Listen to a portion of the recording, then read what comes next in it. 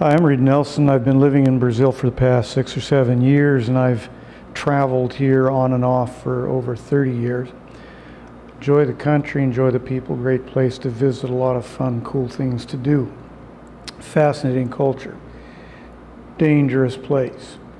This has gotten better, especially in Sao Paulo over the last 6 or 7 years. Hasn't gotten much better in Rio.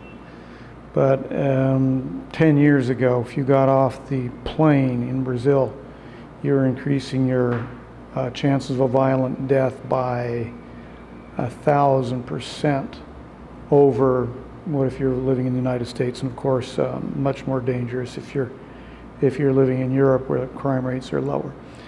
The approximate homicide rate in the United States is about 5 per 100,000.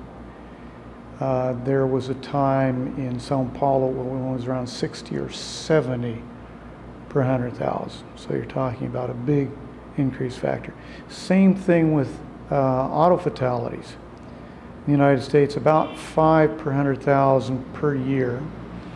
And that, of course, is an environment where people travel many more miles.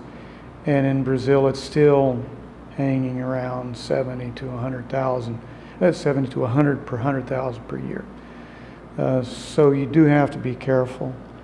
And there are some things I've learned, some by sad experience, most of them just by being observant and trying things out over the years. I'm going to pass 3 general tips to you. I might do some others in future videos.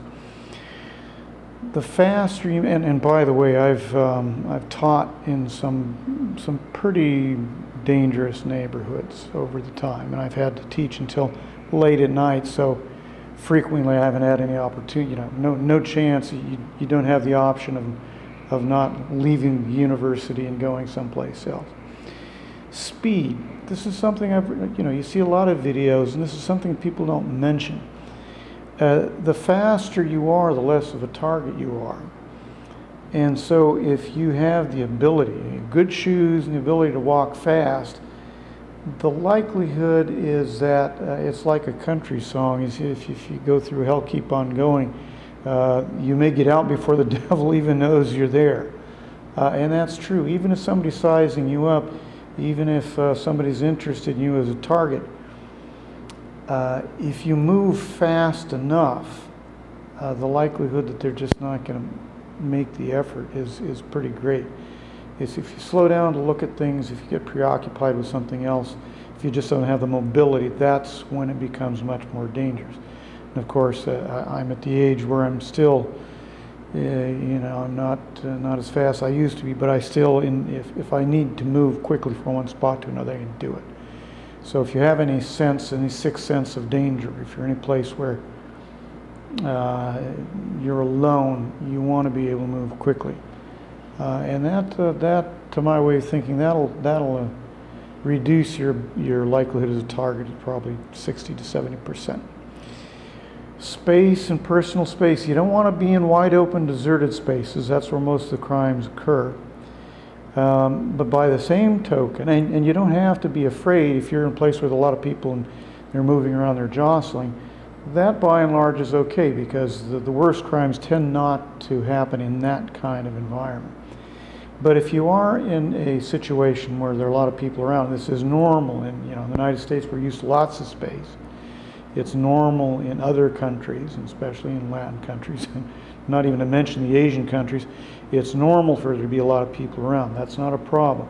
The problem is when someone gets an arm's length from you. Anytime somebody approaches you and gets within arm's length, you need to be ready to take evasive action. Turning abruptly, walking a different direction. If someone's following you, if you think somebody's following you, it's very, very easy. Step off to the side and wait for them to pass through. I do this fairly frequently. I'm feeling like they're a little too close.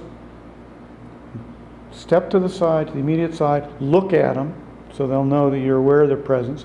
Wait for them to walk by, and then now don't you follow them, but wait for them to walk by, get a distance, and then you start your routine.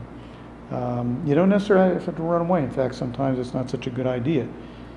Back off, look at them, make sure they go on by, and now if they don't go on by, if they confront you, then you turn and you use your speed to walk away. A third thing I would recommend also is travel light. If you've got luggage, sometimes I have to go someplace and I've got a big old honking, one of those wheeled luggage. That's actually not so bad because it's so heavy that nobody can carry it off. But you don't want to have a bunch of stuff hanging off you. That makes you a very easy target. People can grab you, they can pull you to the ground, they're interested in what you've got. The lighter you can be, especially if you're in a dangerous neighborhood. Go out jogging. I've gone out walking, jogging in really dangerous places. People are not interested in you because they know you haven't got anything of interest. So that's a third thing. If you're going someplace, leave your stuff back at the hotel. Hotels, as a rule, they aren't going to take your stuff. I've spent months on end in Brazilian hotels, and these are hotels that are not very expensive. You don't want to leave a lot of money in there, but they don't mess with your stuff. So those are 3 tips that will reduce your likelihood of having an exciting story to tell when you get back by a pretty hefty amount. Take care. Good talking. I might do a couple more.